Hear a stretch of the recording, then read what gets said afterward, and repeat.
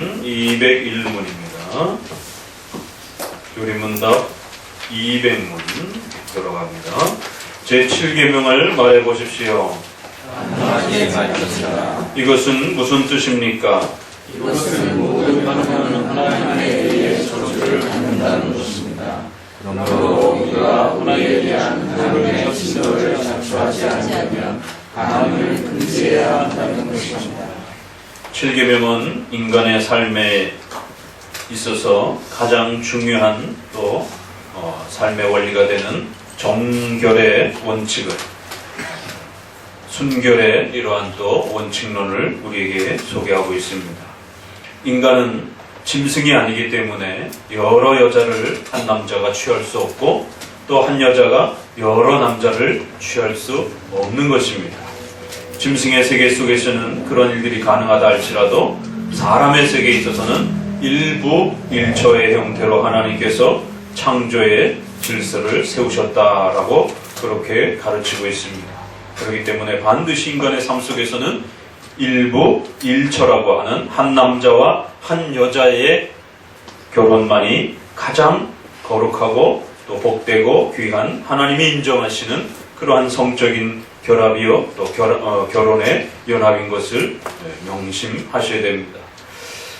이 7계명에 간음하지 말라, 순결을 지키라 라라고 하는 한 남자와 한 여자로서의 결혼관계의 순결을 지키라, 또 결혼 전에는 절대로 성에 대한 이런 부분들을 허용해서는 안 된다라고 결혼 전의 순결의 문제와 또 결혼 후에는 한 남자와 한 여자로서 남편과 아내에게만 서로의 정조를 지켜주는 그러한 또 순결의 문제들을 이중적으로 소개하고 있습니다. 이러한 순결에 대한 가치와 의미가 왜 그토록 중요한가는 역시 또 5계명으로부터 우리가 생각해 보셔야 됩니다. 하나님은 창조의 세계가 없던 그러한 때에 이제 하나님의 기뻐하심 속에서 창조하시기로 결정하셨고 그 창조를 집행하시며 또 그 창조의 중심에는 하나님의 형상으로 지으신 그러한 인간을 세우시고 그 인간을 에덴 동산에 두셔서 하나님이 창조한 온 우주 만물을 다스리고 관리하며 하나님의 그 창조의 이 책임과 의무를 다하도록 그렇게 세우셨다라고 말합니다. 천사도 하나님의 형상으로 짓지 않았습니다. 가장 인간과 유사하다라고 하는 이러한 포유류도, 원숭이와 다양한 이러한 포유류들도 하나님의 형상으로 짓지 않았습니다. 오직 인간만 하나님의 형상으로 그렇게 창조하시고 그 인간에게 하나님이 다스리시고 통치하시는 그 모든 창조세계의 관리를 맡겨주셔서 하나님의 뜻을 성취하도록 그렇게 창조하셨다라고 말합니다. 그 거대한 하나님의 창조의 목적은 반드시 하나님의 형상으로 창조된 인간을 통해서 이루어져 가도록 그렇게 하나님은 온 창조세계의 질서를 세우셨다라고 말합니다.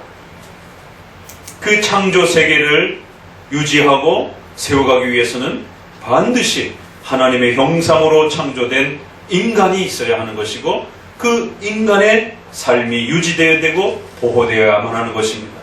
그리고 하나님은 온 인류 세계를 한꺼번에 창조하지 아니하시고 아담과 하와를 인류의 조상으로 세우시고 그의 허리로부터 또 그 아담과 하와의 또 성적인 연합을 통해서 아이가 태어나고 가정이 만들어지고 또 수많은 가정들이 또 형성이 되면서 계속해서 후손이 태어나는 방식으로 그렇게 하나님의 이 창조 질서를 세웠다라고 말합니다. 그렇기 때문에 하나님의 창조의 이 거대한 목적을 이루기 위해서는 반드시 6계명이라고 하는 살인하지 말라, 하나님의 형상으로 만들어진 인간, 하나님의 거대한 창조의 이 거대한 역사를 책임지고 또 하나님의 뜻에 순종해야 될 바로 인간, 바로 이 인간을 해치거나 인간의 생명을 위해를 끼치게 되면 하나님의 위대한 창조 계획을 방해하고 중단시키려고 하는 그런 무서운 죄가 될 수 있다라고 경고하는 것입니다. 오계명의 창조의 역사는 반드시 하나님의 형상으로 창조된 인간을 중심으로 해서 그 거대한 역사를 하나님이 이루어 가시겠다라고 약속하신 것입니다. 그러기 위해서는 반드시 오계명이 이루어지기 위해서는 6계명과 7계명이 따라붙어야 되는 것입니다. 인간이 없으면 오계명은 이룰 수가 없는 것입니다. 그래서 인간의 생명을 존중해야 되고 인간의 생명을 함부로 대해서는 절대로 안 되는 것입니다. 그리고 그 인간은 하나님의 형상으로 만들어졌기 때문에, 그리고 하나님의 형상으로 만들어진 그 인간은 한 남자와 한 여자의 결혼이라고 하는 이 성적인 연합이라고 하는 이 가정의 만들어짐을 통해서 또 계속해서 하나님의 형상을 가진 인간이 태어나도록 그렇게 하나님의 창조 질서를 세웠다라고 말합니다. 그래서 반드시 오계명은, 창조의 질서는 인간의 생명이 보존함을 통해서, 또 더 나아가서는 그 인간의 생명은 끊임없이 결혼이라고 하는 한 남자와 한 여자라고 하는 가정의 이 연합을 통해서 또 그 새로운 생명이 끊임없이 태어나고 또 그러한 새로운 생명들을 통하여 하나님의 거대한 창조의 역사가 이루어져 가도록 그렇게 하나님은 뜻하셨다라고 말하는 겁니다. 5계명과 6계명과 7계명은 이처럼 하나님의 위대한 창조의 신적인 작정과 하나님의 기뻐하시는 뜻을 이루어가는 중요한 수단이요 하나님의 뜻이다라고 가르치고 있는 것입니다.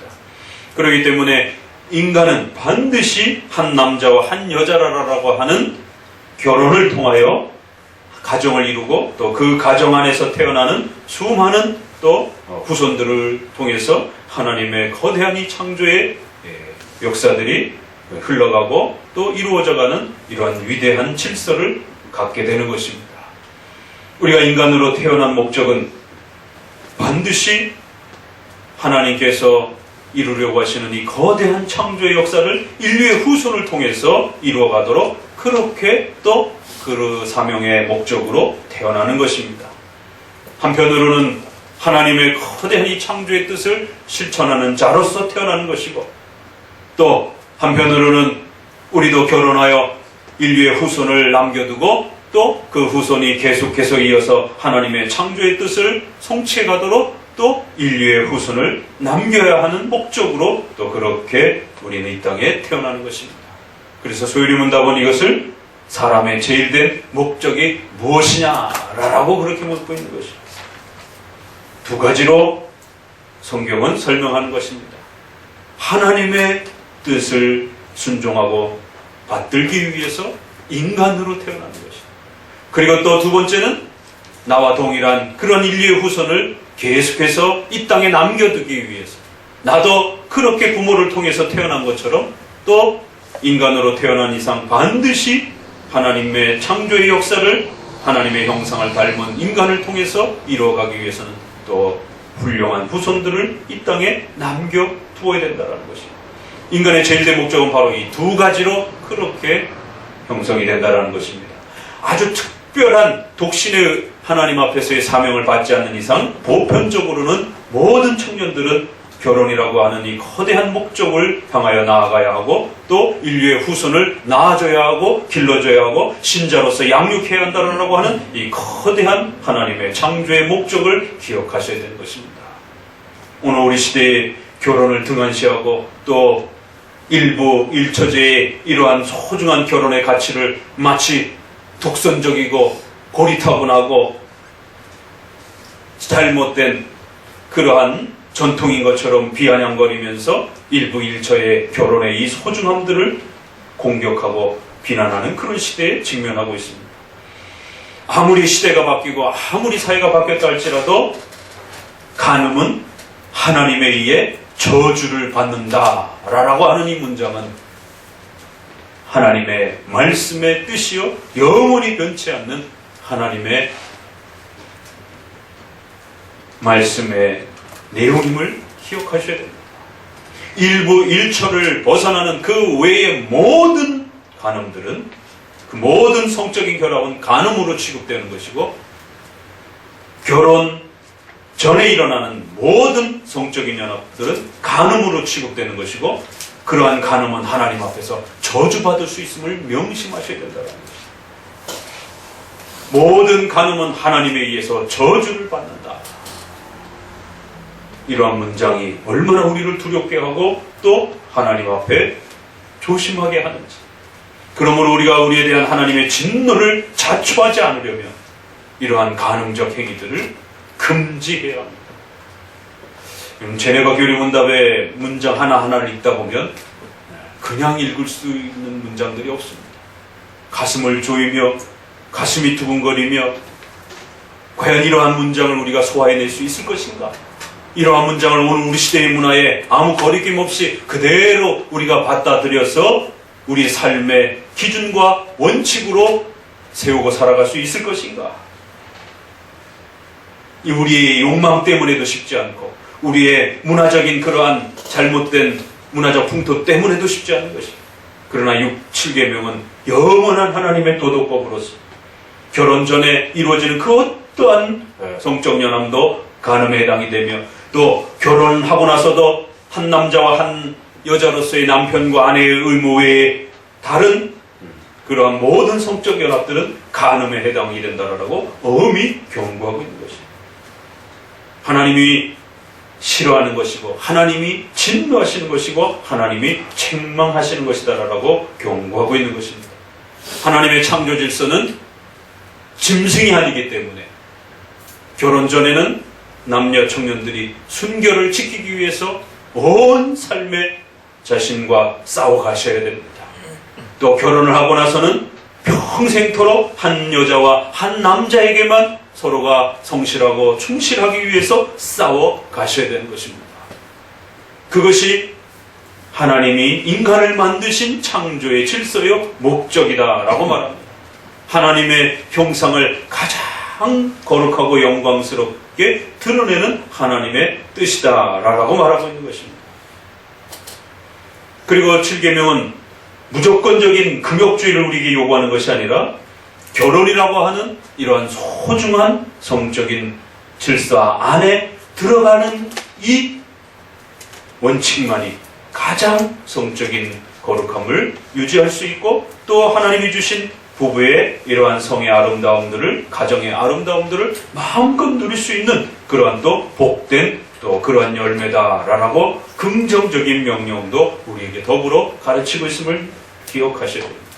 간음에 대한 엄중한 금지는 긍정적으로 결혼이라고 하는 가치가 한 남자와 한 여자로서의 일부 일체의 결혼의 가치가 얼마나 복되고 영광스러운 것인지를 또 반대적으로 말해주고 있는 것입니다. 간음은 조심하시되 결혼을 통한 부부의 아름다운 성적인 연합과 하나됨은 마음껏 누리시라는 것입니다. 그걸 거꾸로 적용하면 안 됩니다. 부부가 되었음에도 성에 대한 두려움과 공포와 부정적이고 소극적인 중세시대에 성은 더럽고 악하고 죄악된 것이다라고 하는, 그래서 종교 지도자들은 절대로 결혼하지 말라라고 하는 이러한 엄청난 부패와 악한 적용들이 있었음을 명심하셔야 됩니다. 기독교뿐만 아니라 인간의 양심 안에는, 잘못된 부패된 양심 안에는 성은 더럽고 추악하고 부끄럽고 악한 것이다라고 하는 잠재의식이 또 잘못된 양심 안에 남아 있습니다. 그래서 불교 안에도 중들도 결혼하지 않는 것이에요. 또 수많은 종교들이, 종교 지도자들은 최고의 거룩함을 유지해야 되고 최고의 그 거룩함에는 반드시 혼자 살아야 된다라고 하는, 결국 성은 그 거룩함을 파괴하는 것이다라고 하는 이러한 잘못된 사고들이 있는 것입니다. 최근에 뉴스에 보니까 원불교에서 여자 독신의 문제를 중지하고 여자도 결혼할 수 있도록 허용한다라고 하는 법령을 최근에 만들었다라고 그렇게 소식이 뉴스에 들려지더라고요. 그런데 또 그 전에는 남자는 또 결혼하도록 또 그렇게 되어 있었더라고요. 남자는 결혼하고 여자는 결혼을 못하게 하는, 조계종 일반 불교에서는 둘 다 결혼을 못하게 하는 그런 형식을 갖추고 있죠. 근데 원불교는 조금 다르더라고요. 그런데 이번에 남자도 결혼하고 여자도 결혼할 수 있는 물교 형태는 결혼을 허락하는 형태로 바뀌었더라고요. 그런데 재밌는 것은 거기에 달린 많은 댓글들이 사람들 안에 이런 생각들이 있구나. 종교 지도자들은 될 수 있으면 절대 결혼하지 말아라.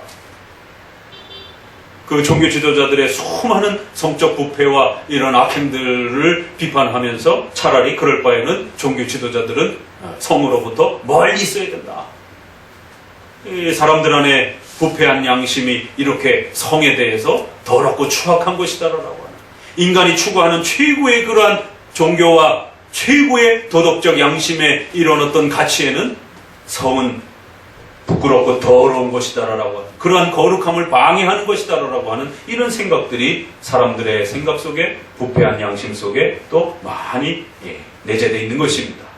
이처럼 성을 더럽고 추악하고 악한 것처럼 취급하여 결혼이라고 하는 이 소중한 가치를 무너뜨리고, 결혼 안에서도 부부가 이 성에 대한 부분들을 불편해하고 어떤 종교적인 목적과 신앙생활에 방해가 되는 것처럼 그리하여 소극적이고 부정적이고 또 소홀함을 통해서 부부의 사랑과 연합이 깨어지고 또 부부의 가정의 질서가 위협을 받으며 결국 이혼의 위기를 겪는 이러한 어리석음과 또 잘못됨으로 치닫지 않도록 주의해야 됩니다.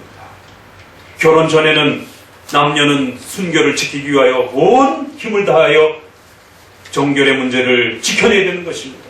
그러나 결혼을 하고 나서는 부부가 아닌 외부를 향하여는 철저히 정결을 지켜내야 되지만 부부를 서로를 향해서는 가장 최선을 다해서 성적인 연합을 죽을 때까지 평생토록 한 남자와 한 아내로서, 남편으로서 또 그렇게 하나님이 주신 복된 성의 부요함들을 또 발전하고 또 성장시켜가면서 행복한 부부의 삶을 또 유지해 가셔야만 되는 것입니다. 성은 결코 더러운 것이 아닌 것입니다. 성은 결코 악한 것이 아닌 것입니다. 기독교 안에나 바깥에나 이렇게 성을 아주 소극적이고 또 부정적이고 소홀하게 취급하는 수많은 도전들이 있었음을 기억하셔야 되고, 왜 종교개혁에 있어서 오직 믿음으로 라고 하는 교리적 외침과 또 생활적 외침에서는 반드시 결혼하라라고 하는 이러한 생활의 외침 두 개가 종교개혁의 큰 주제였음을 기억하셔야 됩니다. 왜 우리의 선조들이 루터도 그렇고 칼빈도 그렇고 모두 다 결혼을 하면서 종교개혁을 시작했는지를 우리는 돌아보셔야 됩니다. 그만큼 기독교 안에 결혼에 대한 부정적 인식과 잘못된 인식이 팽배해 있었음을 기억하셔야 됩니다. 7계명은 한편으로는 합법적이지 않은 결혼을 비판하고 그러한 성적인 연합을 비판하지만 합법적인 그러한 또 성적인 연합과 부부의 연합은 가장 적극적으로 추천하고 그 어떤 것도 막을 수 없는 국가의 법으로도 교회의 그러한 법으로도 부부의 사랑과 성적인 연합을 방해하거나 또 그렇게 해치지 못하도록 하나님이 보호해 주시는 가장 거룩하고 아름다운 부부의 또 그러한 성임을 부부가 가장 아름답게 지켜가고 서로가 서로를 그렇게 섬기면서 나누고 또 그렇게 발전시켜 가야 하는 소중한 하나님의 선물임을 또 한편으로는 말해주고 있는 것입니다. 7계명은 한편으로는 간음하지 말라라고 하는 소중한 또 명령과 또 한편으로는 결혼의 부부의 소중한 연합과 하나됨의 이 영광스러움의 거룩함을 또 칭찬해주고 격려해주고 또 그 열매들을 약속해주는 내용들이 담겨있는 것입니다. 7계명의 소중한 의미들을 또 잘 배워가시기를 주의 말씀으로 권면을 드립니다. 기도합니다.